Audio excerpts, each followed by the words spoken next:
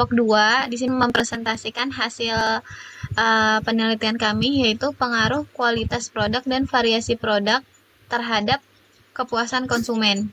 Nah, di sini kita melakukan studi kasus produk Scarlett Hand and Body Lotion.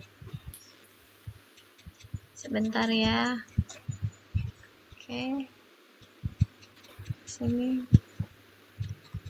Di sini ada di sini ada saya Widya Priliani, lalu ada Muhammad Prasetyo Iksan, Diva Kanigara, Devi Alfiana, dan Aniza Hairawati. Untuk latar belakang bisa dijelaskan oleh Devi Alfiana. Silakan Devi.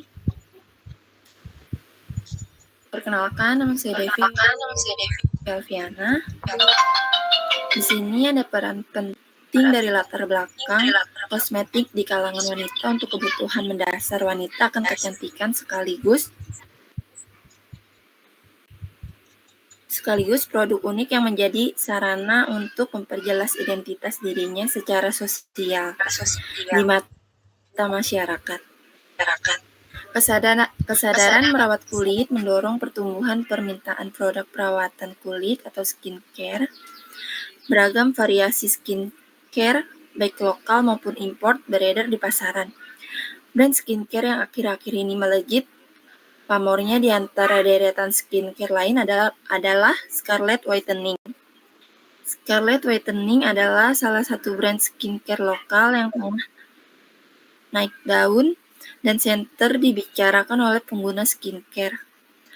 Memiliki fungsi utama mencerahkan kulit, skincare ini dibuat dari bahan alami serta memiliki sertifikasi halal dan berizin BPOM.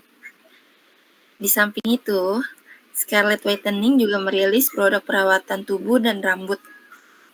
Bisnis Scarlett Whitening berdiri sejak tahun 2017 melalui kerjasama antara founder dan owner Scarlett Whitening dengan pabrik skincare dan body care.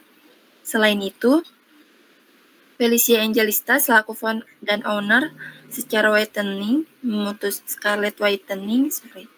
memutuskan untuk bekerja sama dengan artis dan influencer dalam endorsement untuk memasarkan produk Scarlett Whitening. Dan di sini ada rumusan masalah. Apakah kualitas produk berpengaruh terhadap kepuasan konsumen pada produk Scarlett Hand Body Lotion? Dan apakah pengaruh variasi produk terhadap kepuasan konsumen pada Scarlett Hand Body Lotion? Dan apakah kemasan berpengaruh terhadap kepuasan konsumen pada Scarlett Hand Body Lotion? Dan di sini tujuannya untuk menganalisis pengaruh kualitas produk terhadap kepuasan konsumen produk Scarlett Hand Body Lotion. Untuk menganalisis pengaruh variasi produk terhadap kepuasan konsumen produk Scarlett Hand Body Lotion. Untuk menganalisis pengaruh kemasan terhadap keputusan pembeli produk Scarlett Hand Body Lotion. Next, Kak Widya. Landasan teori. Di sini ada dua landasan teori, yaitu kepuasan konsumen di mana ada kualitas produk, kualitas pelayanan, emosional, harga, dan biaya. Dan ada kualitas produk yaitu kinerja, fitur, kehandalan, kesesuaian, ketahanan, estetika atau keindahan, dan kesan kualitasnya. Oke, selanjutnya akan dijelaskan oleh Selanjutnya masih Kak Diva atau masih Devi? Kak Diva? Kak Diva.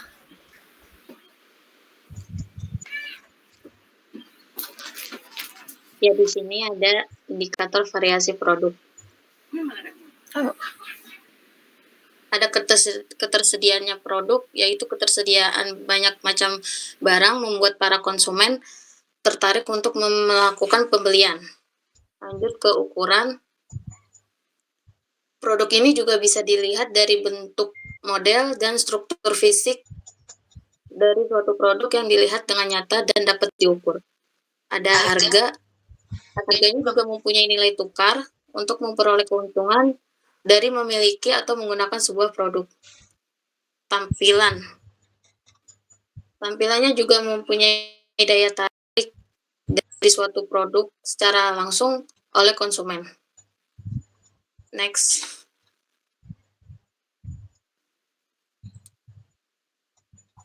Ada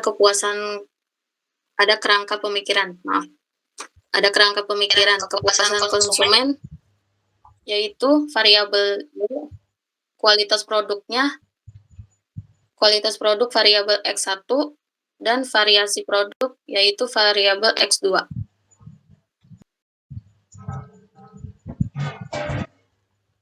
Oke. Next.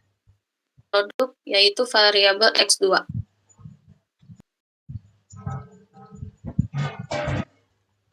Oke. Next.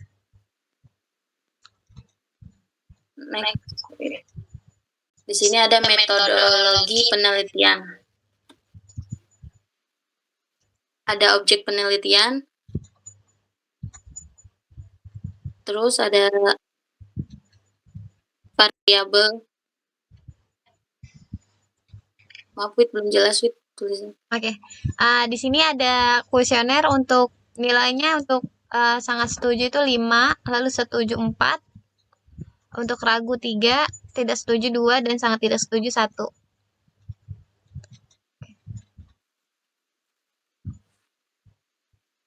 Oke, next. Selanjutnya bisa dibantu oleh Anissa Herawati.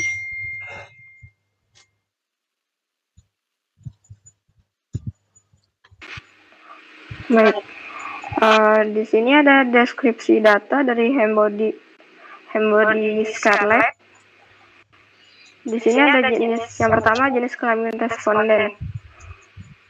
Yang pertama laki-laki, jumlah respondennya itu ada 15, dan yang perempuan ada 50.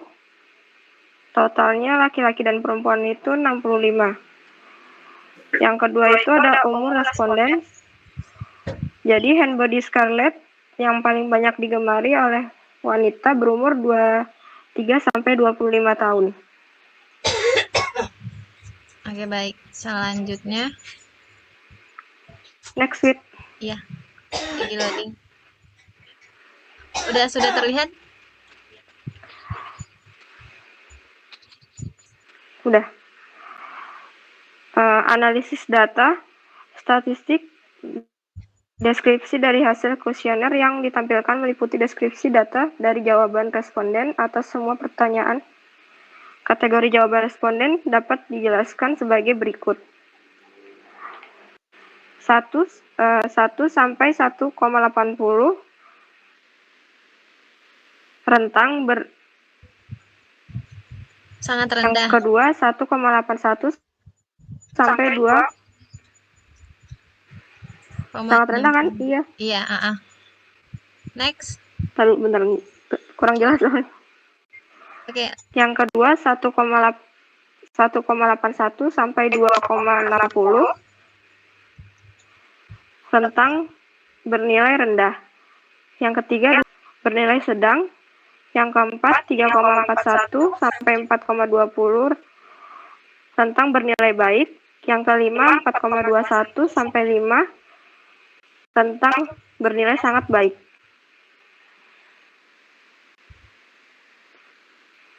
Untuk deskripsi variabel kualitas produk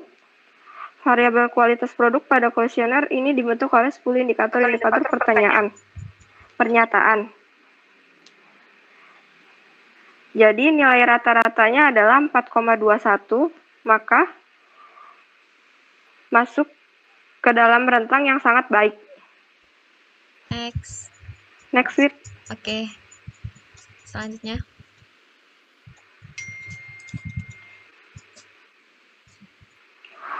Untuk deskripsi variabel kepuasan konsumen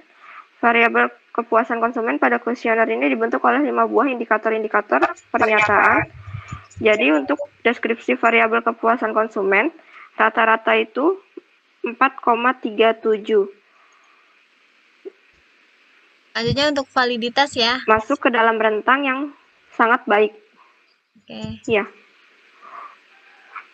Untuk uji validitas dan reliabilitas. Ya, Anissa putus-putus, saya bantu ya, Nis. Nih untuk Oke, baik. Di sini kita akan melakukan uji validitas untuk studi kasus handbody Scarlett ya. Di sini kita sudah memasukkan untuk variabel ada 10 item. Ini untuk variabel X dulu ya, ada 10 item pernyataan. Lalu untuk di desimalnya kita ini di nolin. Lalu untuk di data view-nya kita langsung copy dari tabulasi. Itu tabulasi kita copy paste ya. Copy paste. Lalu kita Oke, setelah itu kita ke analyze. Lalu correlate, terus bivariasi, nih, bivariate. Lalu semuanya kita ctrl A. Kita pindahkan. Lalu ini persennya di checklist sama flagnya, lalu oke. Lalu kita tunggu outputnya. Outputnya keluar. Nah, sebelumnya kita sudah mencari R tabelnya dulu ya. R tabelnya itu untuk ini kita sudah menemukan di 0,244. Nah, sedangkan di sini semua hasilnya totalnya itu di atas 0,244. Jadi data tersebut valid ya, dinyatakan valid sesuai dengan PowerPoint yang sudah dimasukkan ke dalam sini. Nih. Ini nih variabel kualitas produk valid. Sebelumnya juga kita sudah melakukan variasi produk sama kepuasan konsumen dan semuanya di atas 0,244.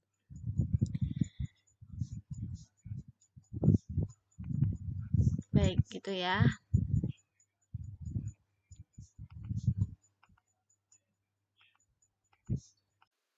Oke, selanjutnya bisa dilanjutkan oleh Prasetyo. Uji reliabilitas. Ya, di sini ada uji reliabilitas data, di mana uji reliabilitas data ini dimaksudkan untuk mendapatkan data yang reliable atau konsisten. Nah, di sini ada tabel ya. Tabelnya itu lebih dari 0,70 dan di sini alfanya 0,930. Jadi di sini sehingga dapat dikatakan semua konsep pengukur masing-masing variabel dari konsesioner adalah reliable. Dan di sini juga ada uji Nanti asumsi. caranya dikirimin video. Baik, selanjutnya kita akan melakukan uji coba untuk reliabilitas studi kasus handbody Scarlett. Nah, yang pertama kita masukkan yang kayak tadi nih, lalu ke analyze, lalu kita ke scale, ke reliability. Nah, kita masukkan ya, sebelumnya nih kita masukkan tanpa total, lalu statistiknya ini scale if itemnya dicentang, lalu continue, lalu oke. Ini kita menggunakan apa ya? Oke. Kita pakai yang lebih besar dari 0,70. Nih. Ini rata-rata alfanya 0,930. Nah, sedangkan alfa kita ini lebih besar ya dari 0,70. Jadi data yang kita cari adalah reliable. Gitu. Seperti pada PowerPoint yang sudah kita masukkan. Nih. Ini kita masukkan langsung disingkat ya, maksudnya langsung diringkas. Kualitas produk sekian, variasi produk sekian, dan semuanya reliable. Nah, di sini rata-ratanya 1 ya. Next, lanjut. Baik, selanjutnya kita akan melakukan uji normalitas Kolmogorov-Smirnov. Nah, di sini kita akan mengisi dengan X1, X2, dan Y. Lalu labelnya kita beri X1-nya itu kualitas produk ya. Kualitas produk. X2-nya itu variasi produk. Lalu Y-nya itu adalah kepuasan konsumen. Nah, lalu selanjutnya kita ke data view. Kita masukkan dari Excel. Untuk X1 ya. Kita paste. Begitupun X2-nya juga. X2-nya variabelnya.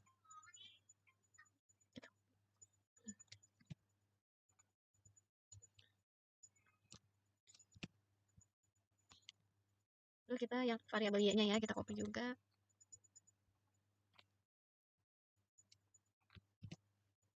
Setelah itu kita ke analyze, lalu regression mana regression ya? Oh ini. Lalu kita ke linear, lalu kita masukkan variabel x ke independen,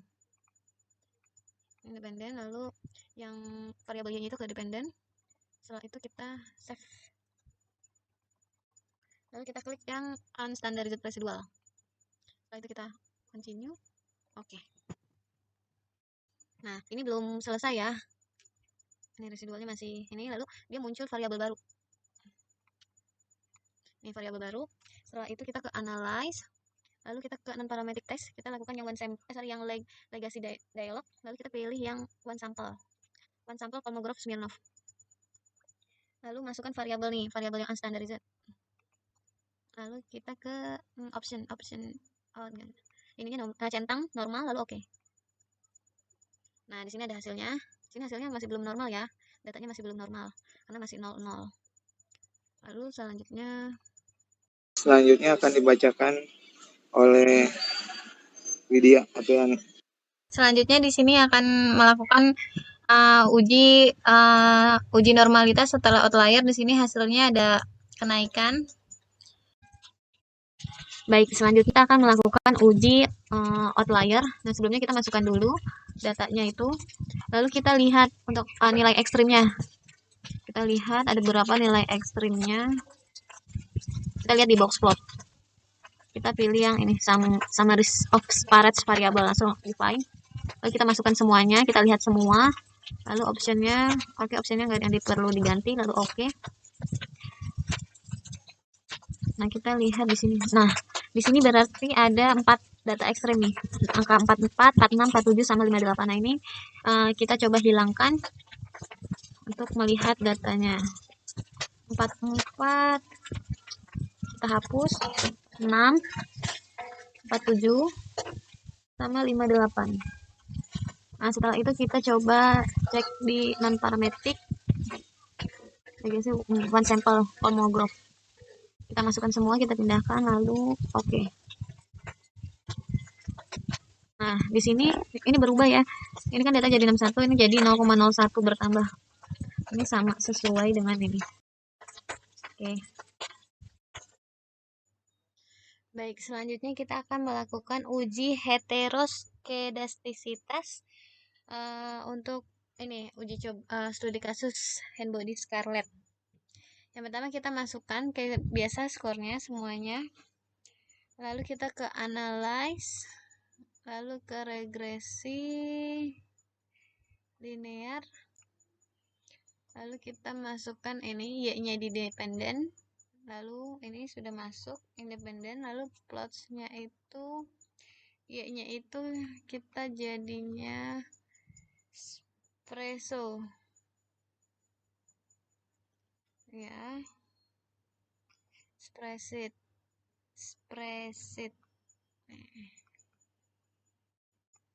X-nya itu ke zipred, X-nya ke zipred. Ini jangan sampai salah masukin ya. Lalu selanjutnya centang oke. Nah, di sini ada scar plot-nya nih nanti nih.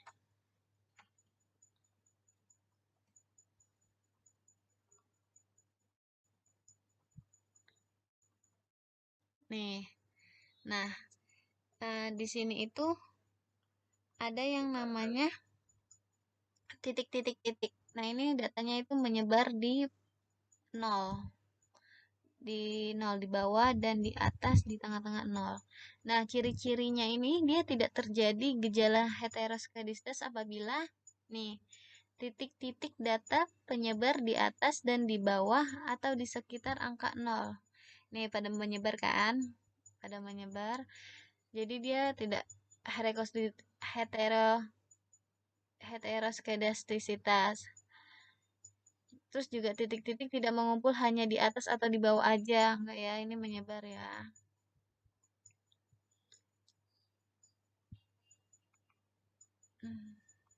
Lalu di sini hasilnya adalah nilai sig-nya itu lebih besar dari 0,05 ya, jadi tidak terjadi heteroskedastisitas.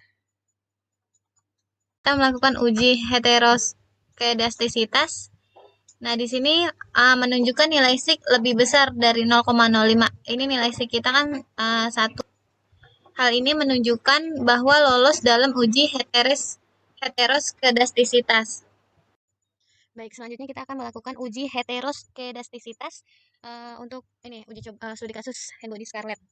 Yang pertama kita masukkan kayak biasa skornya semuanya. Lalu kita ke analyze, lalu ke regresi linear. Lalu kita masukkan ini y-nya di dependen. Lalu ini sudah masuk independen, lalu plots-nya itu y-nya itu kita jadinya Spresso. Ya. Spreadsheet. X-nya itu ke Zipred. X-nya ke Zipred. Ini jangan sampai salah masukin ya. Lalu selanjutnya centang oke. Nah, di sini ada scarplotnya nih nanti nih.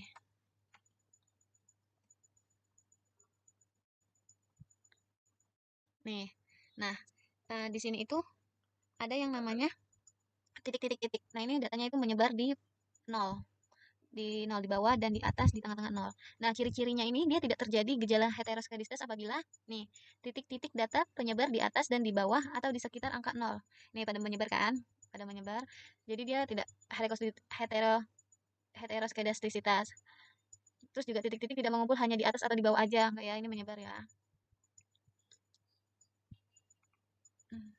Lalu di sini hasilnya adalah nilai sig-nya itu lebih besar dari 0,05 ya, jadi tidak terjadi heteroskedastisitas.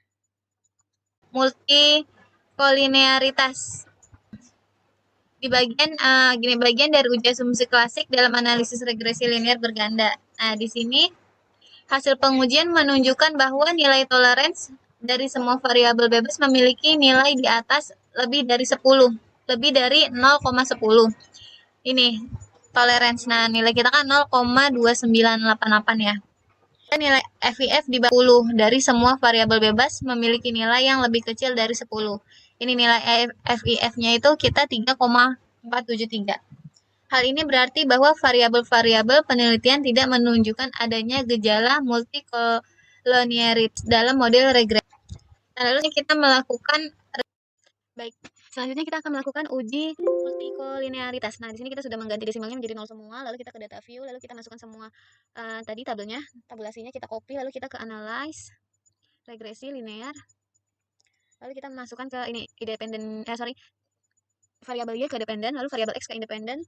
Lalu setelah itu kita ke statistik, kita klik ini collinearity, lalu continue, lalu oke. Nanti kita tunggu hasilnya di sini. Kita tunggu. Nah, di sini kita melihatnya menggunakan 2, yaitu nilai toleransi dan nilai FIF.